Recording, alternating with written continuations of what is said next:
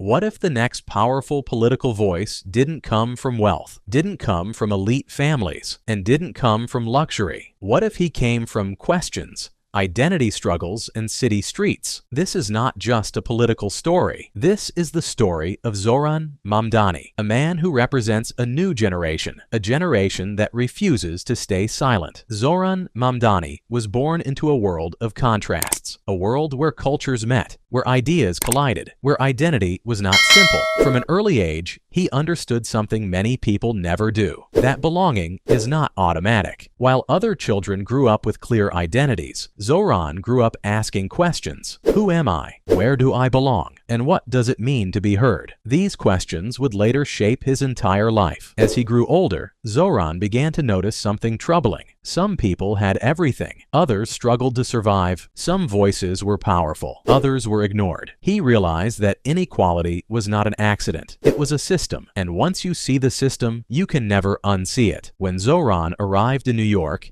he didn't just see skyscrapers and bright lights. He saw two cities in one. One city of luxury, one city of struggle. In Manhattan, he saw billion-dollar buildings. In Queens and Brooklyn, he saw families fighting to survive. New York didn't just inspire him.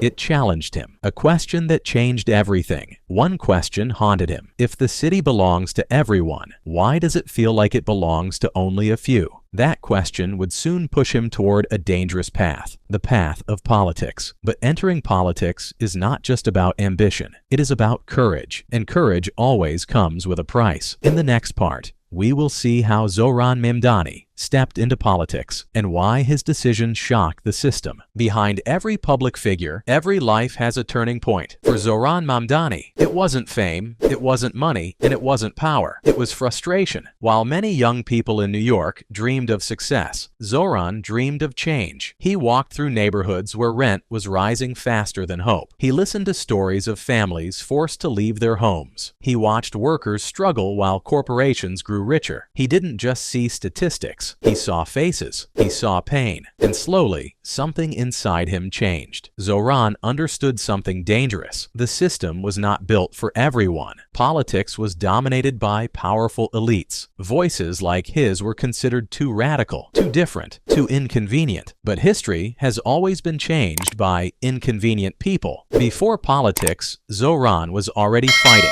He joined social movements. He spoke about housing rights. He protested against injustice. He organized communities. While others stayed silent, he chose to speak. While others accepted reality, he chose to challenge it. But speaking up has consequences. Friends warned him, critics mocked him, opponents labeled him too extreme. In politics, being different is not celebrated, it is attacked. Then came the moment that changed everything. Zohran Mamdani decided to run for office, not as a traditional politician, not as a safe candidate, but as a voice of the unheard. It was not just a campaign, it was a rebellion. New York reacted instantly. Supporters saw hope. Critics saw danger. The political establishment saw a threat. Because when someone challenges the system fights back. But the real battle had just begun. In the next part, we will enter Zohran Mamdani's personal world, his home life in New York, his private struggles, and the unseen pressure of becoming a political symbol. There is a private world. Behind speeches, debates, and headlines, there is silence. For Zohran Mamdani, his New York home is not just a place to live, it is a battlefield of thoughts. Zohran's life in New York is far from the glamorous image people imagine when they hear the word politician. No golden halls, no royal mansions, no luxury guarded by walls. Instead, a modest apartment, books stacked on tables,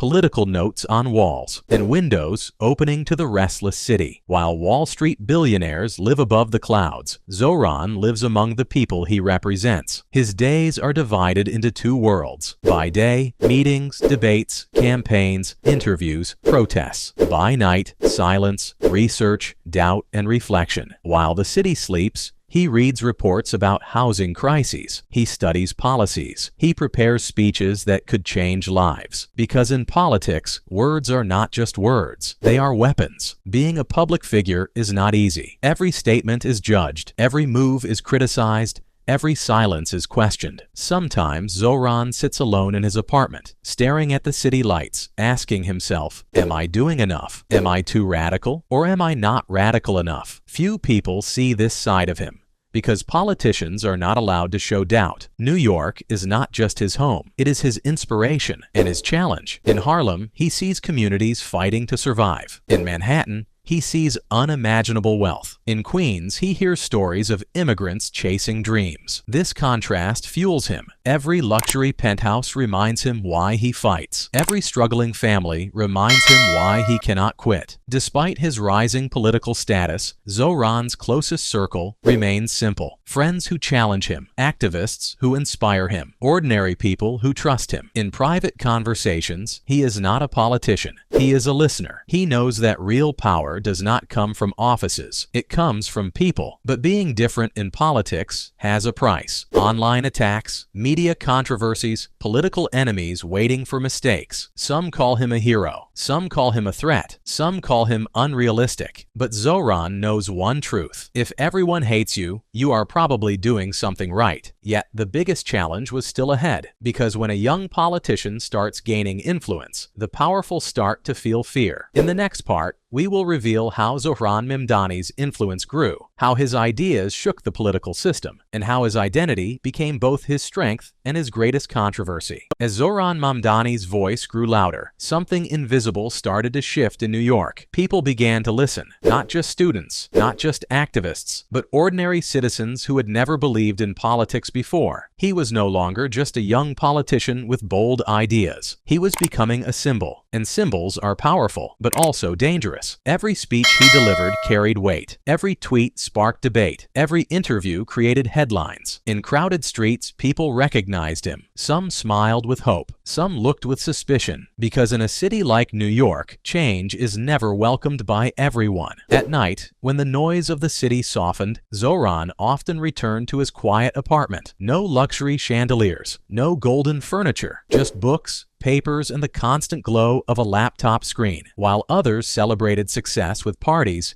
he celebrated progress with research. He understood something most politicians forget. Real power is not built in luxury halls. It is built in lonely rooms. But the more influence he gained, the more pressure surrounded him. Television debates became sharper. Opponents questioned his ideology.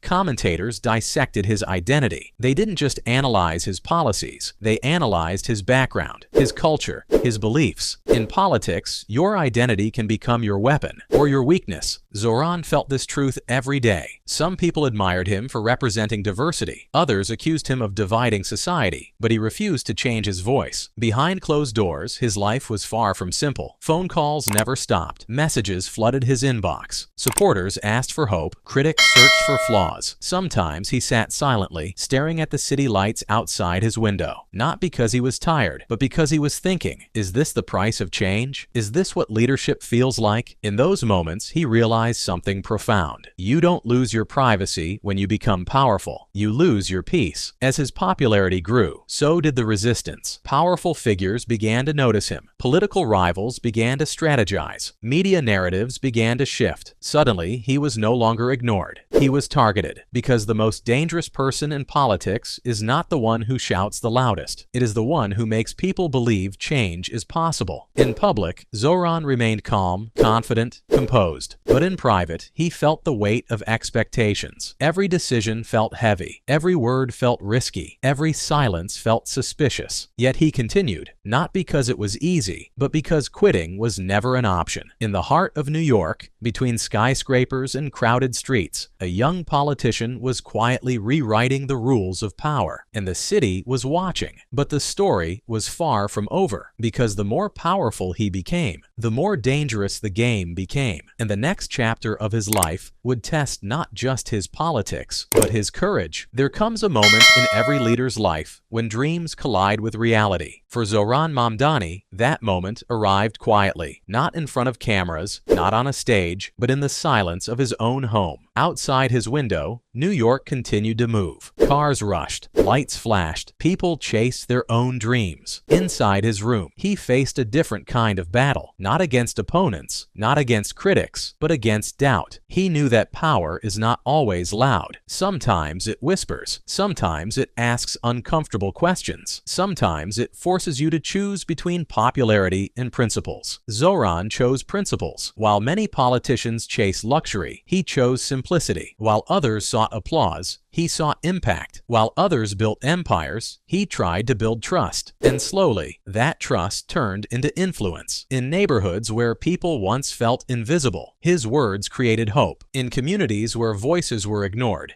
his presence created confidence. In political circles where tradition ruled, his ideas created disruption. He wasn't the richest politician. He wasn't the most powerful politician, but he was becoming something far more dangerous, a believable politician. Of course, the journey was not perfect. Every step forward came with criticism. Every success attracted controversy. Every promise was tested by reality. But Zohran understood something rare. You cannot change a system without shaking it. Late at night, when the city finally slowed down, he sometimes walked through quiet streets alone. No security convoy, no luxury cars, no dramatic spotlight, just a man and a city he refused to give up on. He listened to the sounds of New York, distant sirens, footsteps, wind between buildings, and in those moments, he felt connected to the people he represented. His home remained simple, no extravagant mansions, no golden gates. Yet inside that modest space, decisions were made that could affect thousands of lives, because true power is not measured by wealth. It is measured by responsibility. As his political journey continued, one thing became clear. Zohran Mamdani was not just chasing a career. He was chasing a vision of a city where success is not limited to the wealthy, where identity is not a weakness, and where politics is not a privilege. Some people still doubt him. Some people still fear him. Some people still misunderstand him. But others see something different. They see courage. They see authenticity. They see possibility. In a world where most leaders are created by power, Zohran Mamdani is being shaped by purpose, and as New York continues to evolve, so does his story. Because this is not the end. This is just the beginning. From a modest home in New York to the center of political debate, from identity to influence, from dreams to reality, Zohran Mamdani's life proves one truth. Sometimes the most powerful revolutions begin in the quietest rooms. And somewhere in New York, behind a simple door, a young politician is still working, still dreaming, still fighting for a city that belongs to everyone.